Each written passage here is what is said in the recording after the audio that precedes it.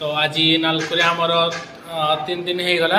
आज संध्या बेले भी जाइलु बुलिया मार्केट रू बिरयानी आम आनिजु खाया आज।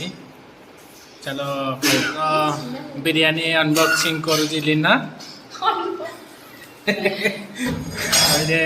रायता आग खोलिया बिरयानी को पर खोलिया आम पियाज भी काट दे घटू। तो रायता को देखिए केमती हो। ओहो तले पकईदेला देख दड़ा खोलिया तले पूरा पड़ किसी ना पानी ना प्याज प्याज दी डालची काकुड़ी भी बिल्कुल ना।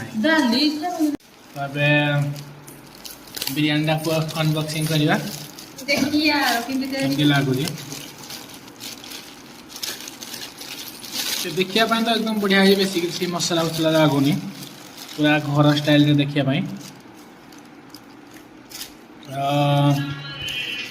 लेग पीस गुटे नॉर्मल पीस गुटे अंडा गुटे अच्छी ओके 3 पीस चिकेन आउ अंडा पूरा थालटा भरी गला। चलो खाइना टेस्ट करना देखिए केमती लगे।